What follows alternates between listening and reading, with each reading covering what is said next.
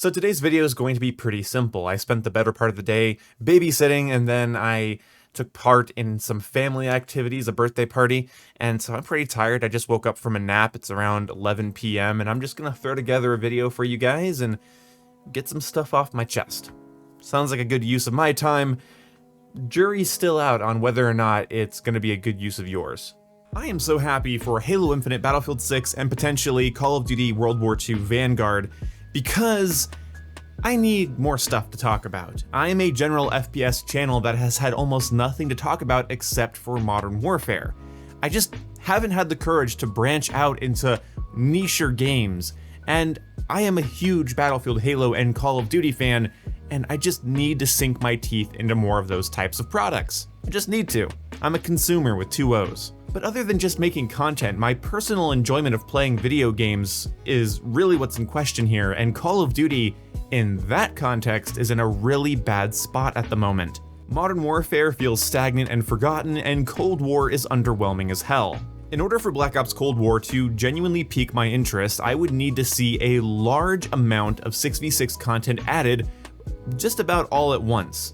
Like, Season 3 would have to be dedicated to adding meaningful 6v6 content, interesting and new weapons that are fun to unlock and progress towards, and some serious meta overhauls, like snipers need flinch and faster ADS time. Score streaks should go back to how they used to be, and there is absolutely no reason that shotguns are still secondaries. In fact, the entire secondary class of weapons needs to be tuned, especially now with the introduction of the R1 Shadow whatever crossbow. I am deeply sorry, and I'm not saying this sarcastically, if you think that I'm just being a hater towards Black Ops Cold War.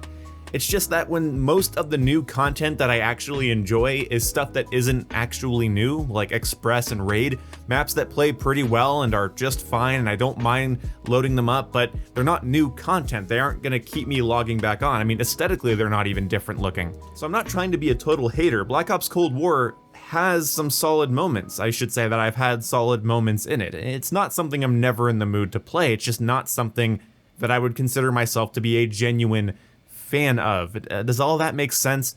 Basically, Cold War isn't the Antichrist, but good lord is it unfun. It's really boring, monotonous, simple gameplay punctuated with occasionally really funny moments that I mostly just have on stream. It's usually you guys that come to my streams that make Cold War playable. It's my friends that make Cold War playable. Now when it comes to Modern Warfare, this is a game that I simultaneously love and hate at the same time. I love the bones of Modern Warfare, but a lot of the stuff they've added to it and didn't change, basically the whole nature of its post-launch content, that let me down. In fact, Infinity Ward, like I said before, lost my respect and really broke my trust. I have a little level of trust with every company I interact with, whether it's LEGO or Infinity Ward, it doesn't matter. I have a level of trust that's based in how do I see them treating their products. And when I notice the build qualities of LEGO sets go down and the prices go up, I stop buying their product. And when Infinity Ward is asked to do very simple things, like nerf the ghost perk or make doors destructible, hell, even just making Dead Silence a perk would have done a lot to make people enjoy Modern Warfare a lot more. And the fact that I stood by them and said, hey, give them a while, they did a really good job throughout Infinite Warfare, and yes, they did do a good job throughout Infinite Warfare, and none of that transferred over to MW. Like at this point in Modern Warfare's life cycle, Call of Duty was way better off compared to how it currently is, but I don't consider that to be that high of a bar, because I mean, yeah, Modern Warfare rearranged some perks and nerfed some weapons and buffed some weapons and added interesting guns that were fun to unlock and customize because of their conversion kits. Honestly, MW Season 2 was way cooler than Cold War Season 2. And I didn't really like MW Season 2 that much. I felt like it was pretty lackluster, but compared to what we're seeing now in Cold War, I'd gladly take it. Honestly, Cold War makes me realize how much I took for granted in Modern Warfare. A lot of people in my comment section get obsessed over the fact that I say stuff like, oh, at least in Modern Warfare you can open and close doors. Now, first of all, I have an IQ over 2, so I'm capable of dealing with anybody behind a door. Also, I've never played in a lobby where doors actually affected my KD in any way. In fact, throughout the hours and hours I have of saved live streams, when I go back and watch them, I don't have any door-related deaths. Camper-related deaths, yes, in non-objective game modes they were quite prevalent, but in terms of door-related deaths, no. So yes, I'm a fan of Modern Warfare's little bits of flavor, especially now when Cold War has no flavor of its own. In fact, Cold War doesn't do anything unique other than screw up the score streak system, so it's not getting any rounds of applause from me. So I find myself almost retreating into games like the Master Chief Collection, which is the best it's been in years. Halo 3 is getting new maps and cosmetics. That's a game from 2007 that I'm running on my PC at 1440p, over 200 frames per second, and I am playing new maps when they release. That's crazy. That's so fun, and that's a timeless game that has so much potential in it, not to mention the other titles, Halo 2, Halo 2 Anniversary, CE, Reach, hell, even 4, goddammit. Halo is the ideal competitive sandbox. There's so much to play around with, yet a really nice skill ceiling. Basically, the same amount of room that there is to fuck around, there's a great amount of room to actually improve competitively, and that feels great.